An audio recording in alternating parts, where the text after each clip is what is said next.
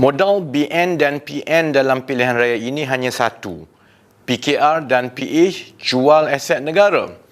Yang paling banyak diulang ialah kononnya aset tabung haji dilelong. Mereka yakin propaganda ini berkesan untuk menakut-nakutkan pengundi Melayu agar melupakan segala skandal rasuah, penyelewengan dan kegagalan mereka selama 60 tahun. Ini fakta-fakta sebenar mengenai tindakan PH mengeluarkan pelaburan-pelaburan sakit dari tabung haji. 27 Januari 2016, saya dedahkan rizab tabung haji negatif sejak tahun kewangan berakhir 31 Disember 2014. 11 Februari 2016, tabung haji mengaku secara rasmi bahawa rizabnya memang negatif selepas pendedahan saya itu. 11 Februari 2016 juga saya dedahkan surat Bank Negara kepada tabung haji bahawa amalan tabung haji membayar dividen dalam keadaan rizab tidak mencukupi sebenarnya melanggar akta. Kesemua analisis dan pendedahan saya mengenai kerugian dan penyelewengan tabung haji. Ada 33 analisis kesemuanya. Boleh dibaca di rafiziramli.com/kategori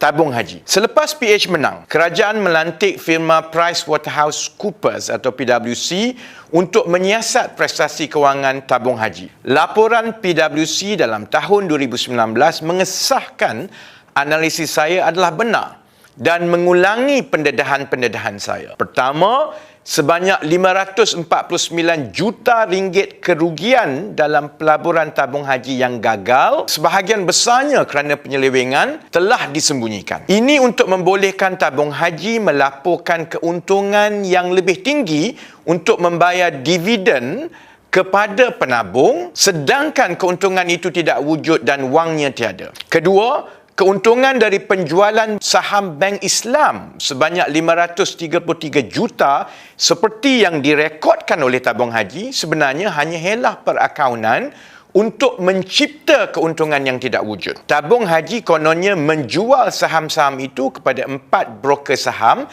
iaitu UOB, Kenanga, TA Securities dan Affin untuk menunjukkan keuntungan sebelum membeli balik saham-saham itu pada harga yang sama. Ketiga, sebanyak 436 juta keuntungan anak-anak syarikat tabung haji yang diisytiharkan sebagai dividen dan sepatutnya dibayar kepada tabung haji kekal tertunggak sehingga 30 September 2018. Ini bermakna tabung haji merekodkan keuntungan dari anak-anak syarikat dan ia mendapat pendapatan apabila dividen dibayar oleh anak-anak syarikat. Masalahnya, dividen itu belum dibayar, bermakna pendapatan 436 juta ringgit tabung haji itu sebenarnya tidak ada dan hanyalah satu helah. Kerugian 549 juta dalam pelaburan-pelaburan tabung haji itu benar-benar berlaku. Maknanya wang benar-benar hilang. Sejak sedekad lalu, tabung haji melabur secara besar-besaran membeli anak-anak syarikat. Contohnya pelaburan di dalam syarikat roti, pelaburan di dalam syarikat kejuruteraan minyak, TH Heavy Engineering, syarikat-syarikat IT dan lain-lain. Jika pelaburan dan anak-anak syarikat ini kekal dalam tabung haji, ia terus menanggung kerugian dan rizab akan kekal negatif.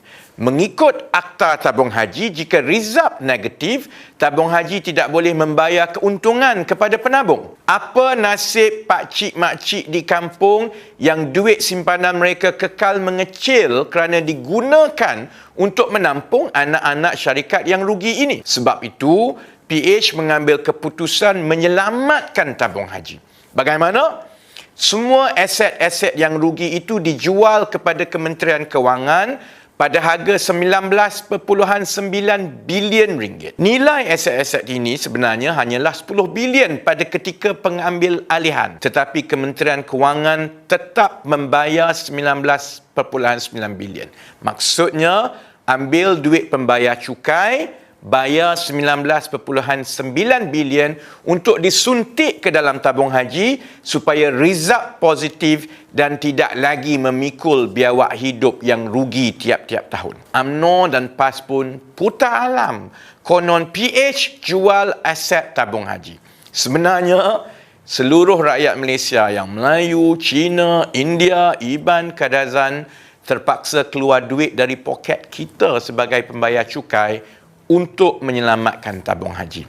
Nak menang pilihan raya itu hak masing-masing. Tapi jangan sampai putar belit sehingga menjadi fitnah tambah-tambah melibatkan duit rakyat dan duit tabung haji. Kalau tak faham, boleh baca blog saya.